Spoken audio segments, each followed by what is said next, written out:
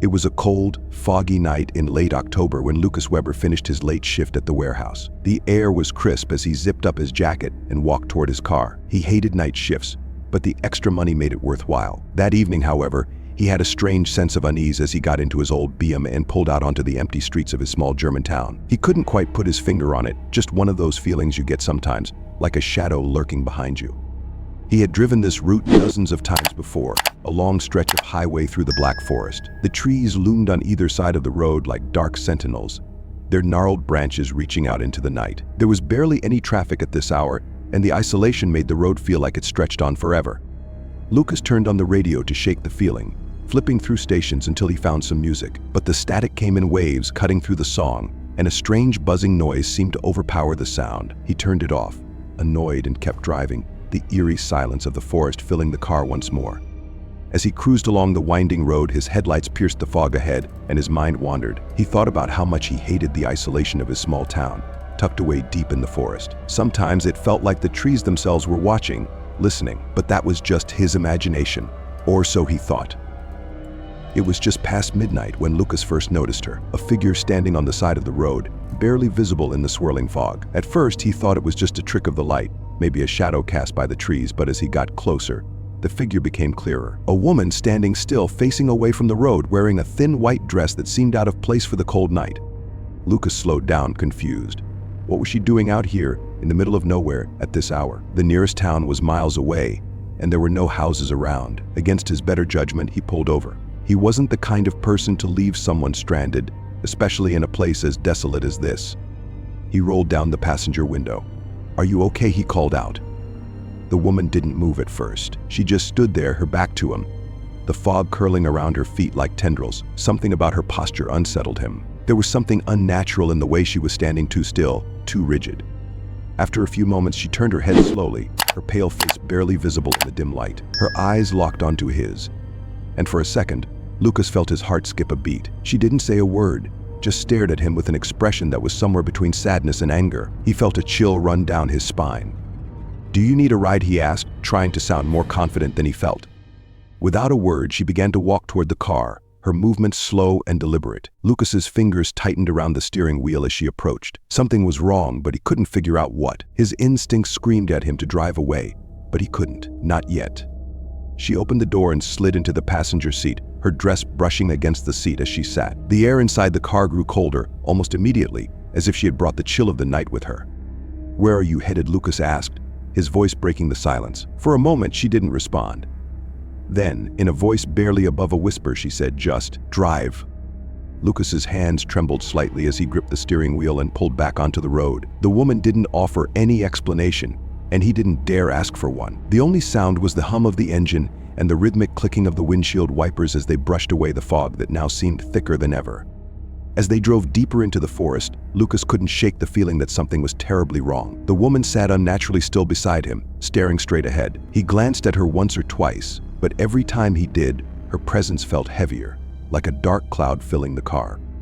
The road ahead twisted and turned through the woods, and Lucas's unease grew with each passing mile. He tried to make small talk to break the tension. "So where are you coming from?" he asked, forcing a casual tone. She didn't answer.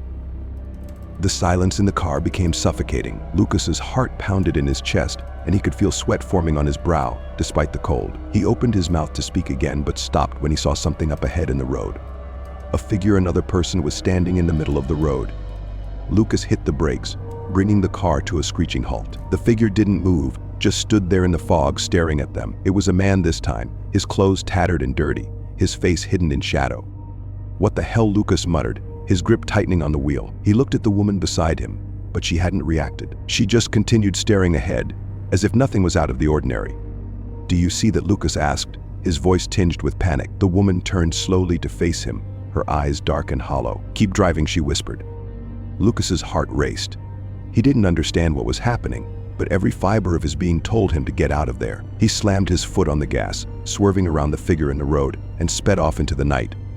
As they drove on, Lucas could feel the tension in the air thickening. He glanced in the rearview mirror and saw nothing behind him, no sign of the man in the road. But something told him they weren't alone.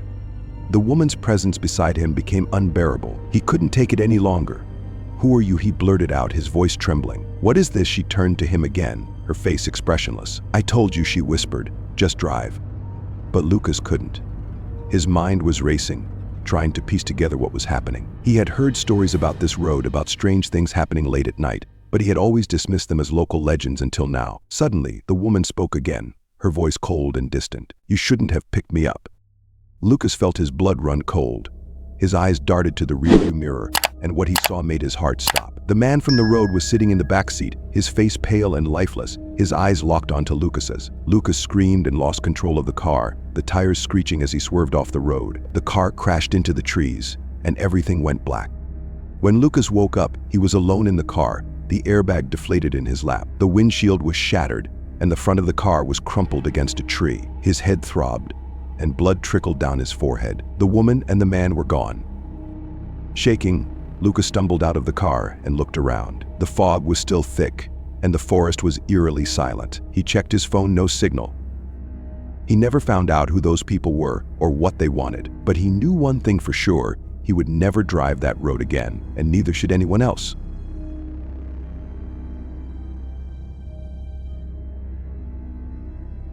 Germany's Autobahn at night can be both serene and unnerving, with miles of open road disappearing into the darkness. For Johann Hartmann, it was usually the most peaceful part of his evening, just him, his thoughts, and the hum of the car beneath him. But that night felt different.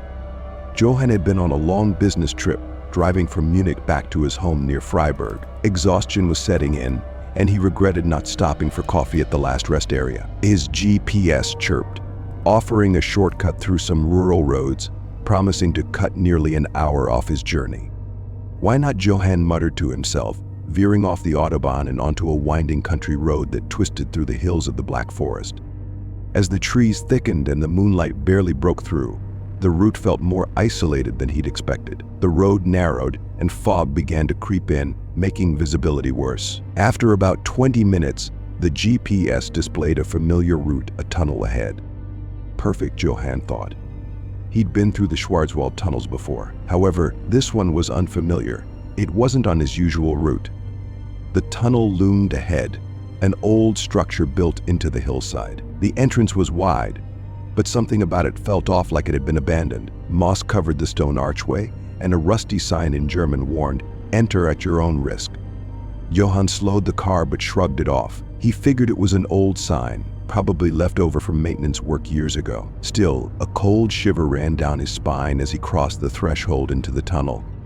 The moment his car entered, the lights on the ceiling flickered on dim yellow and spaced too far apart. The tunnel felt longer than it should have, the air stale and damp. He turned on his high beams, but even that barely cut through the gloom. The road ahead seemed to stretch endlessly, with the darkness pressing in on all sides. Johann gripped the steering wheel a little tighter. "It's just a tunnel," he whispered to himself. "Get through it, and you'll be fine." But 5 minutes passed, then 10. He'd been driving straight through, but there was no end in sight. The tunnel just continued. Suddenly, his radio crackled to life. Static filled the car, and then faintly a voice emerged from the noise. It was speaking German, but Johann couldn't make out the words.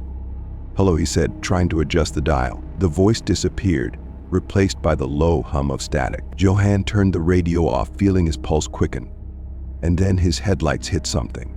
A figure. Johann slammed on the brakes, his car screeching to a halt. Just ahead, standing in the middle of the road, was a man. His clothes were old-fashioned, like something out of the 1930s: tattered trousers, suspenders, and a white shirt, though stained with grime. His skin was pale, almost sickly, and his eyes were wide, staring at Johann through the windshield. "Are you okay?" Johann called out, hesitantly rolling down the window a crack. The man didn't move, didn't respond. Johann's heart raced, his instincts screaming at him to leave. He revved the engine, preparing to drive around the man, when suddenly the figure lifted a trembling hand and pointed behind Johann's car back towards the entrance tunnel. Johann glanced in the rearview mirror. Nothing but darkness. "Turn around," the man's voice rasped. It was barely a whisper, but Johann heard it clear as day. "Don't go any further." Johann's breath caught in his throat. "What are you talking about?" he asked, his voice shaky.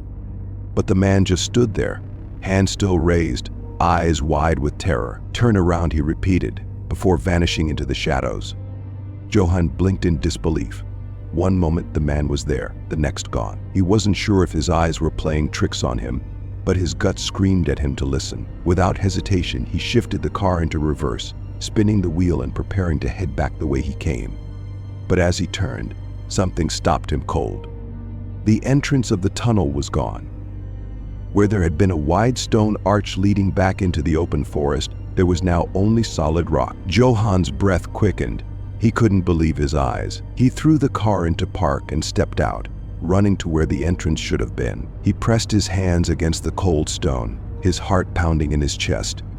"How is this possible?" he muttered, tracing his fingers along the wall. His eyes darted around, desperate for any sign of a way out. But the tunnel was sealed. He was trapped. The distant flicker of lights overhead made the atmosphere even more oppressive, the dim glow barely illuminating the path ahead. Taking deep breaths to calm himself, Johan returned to his car, his mind racing. If the entrance was gone, maybe the other end of the tunnel was still open. With no other choice, he got back in the car and drove deeper into the tunnel. As he continued, Johan's nerves were frayed. The tunnel felt alive, like the walls were closing in around him, squeezing tighter with every passing moment. His hands were slick with sweat, and his knuckles white as he gripped the steering wheel. Then, out of the corner of his eye, he saw movement. Shadows. Dark shapes darting along the edges of his vision, always just out of sight. At first, he thought it was his imagination, a trick of the poor lighting. But as the shadows grew more pronounced, he realized they were following him. He sped up, his heart hammering in his chest. The shapes grew faster too, dancing along the tunnel walls, closing in on him. And then the whispers began. Low, almost unintelligible, they echoed through the car, bouncing off the walls of the tunnel. Johan's throat tightened as he tried to focus on the road ahead, but the voices grew louder, more urgent. "He's coming. You can't escape." Johan's foot pressed harder on the gas pedal. He didn't care about the speed anymore, he just wanted to get out. But no matter how fast he drove, the tunnel stretched on, endless and unforgiving. Suddenly, the engine sputtered. "No, no, no," Johan whispered, panic rising in his chest. He glanced at the dashboard. The fuel gauge was full, but the car was losing power. With a final sputter, the engine died, and the car rolled to a stop in the middle of the tunnel. The lights overhead flickered, and then, with a loud hum, they went out. Johan was plunged into darkness. In the suffocating blackness, Johan could hear them, the shadows. The whispers grew louder, the air around him growing colder. He fumbled for his phone, but the screen wouldn't light up. Panic set in as he realized he was truly, completely alone. Or so he thought.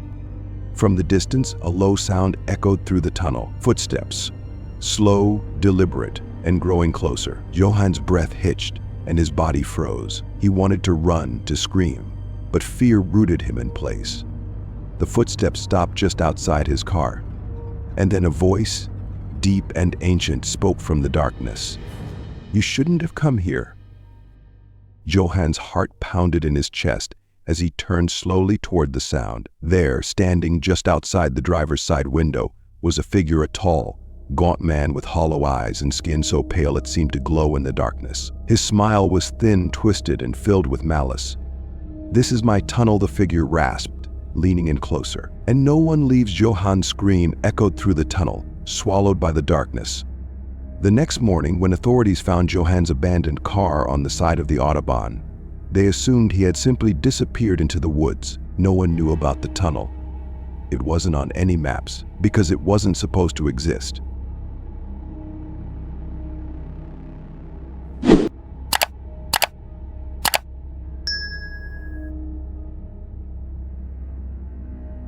It was a typical chilly night in late autumn. Marcus Weber, a truck driver based out of Berlin, had taken this route dozens of times before. The highway cut through the remote countryside, past sleepy little villages and vast stretches of farmland. It was the kind of road that felt abandoned once the sun dipped below the horizon, just a ribbon of asphalt winding through the silent moonlit night. Marcus was used to driving late at night. He liked the quiet and the lack of traffic, but tonight something felt off. The wind howled outside, shaking the branches of the skeletal trees that lined the road. The clouds hung low, threatening rain, and the only light came from his truck's high beams, carving a path through the darkness. He had been on the road for nearly 4 hours and fatigue was setting in. He rubbed his eyes, letting out a heavy sigh, and reached for the thermos of coffee on the seat next to him. As he took a long sip, the road ahead seemed to stretch on endlessly, as if it were leading him deeper into nowhere. Then, suddenly something caught his attention, a figure standing by the side of the road, barely illuminated by his headlights. It was a woman. Marcus's foot hovered over the brake. She was dressed in a long coat, her hair hanging loose around her face, partially obscuring her features. She stood motionless, just staring at him as the truck barreled closer. Instinct kicked in, and Marcus slowed the truck, pulling over to the side of the road. He couldn't just leave her out there in the middle of the night. He rolled down the passenger window slightly. "Are you all right?" he called out, his voice uncertain in the stillness of the night. The woman didn't respond at first. Then, without a word, she slowly approached the truck. There was something about the way she moved, slow, deliberate, almost mechanical, that made Marcus uneasy, but he shook it off. Maybe she was cold or in shock. "Do you need a ride?" he asked, his grip tightening on the steering wheel as she came closer. She nodded silently, her face still mostly hidden behind her hair. Marcus hesitated. Something about this didn't feel right. But before he could change his mind, she was at the door, and he unlocked it with a reluctant sigh. She climbed in without a word and sat quietly in the passenger seat, her hands resting in her lap, her face still obscured by shadows. The door shut with a soft click. The truck rumbled back to life, and Marcus pulled onto the road again, the silence between them growing heavy. He glanced at her out of the corner of his eye, trying to catch a better look at her face, but the dim light inside the cabin made it difficult.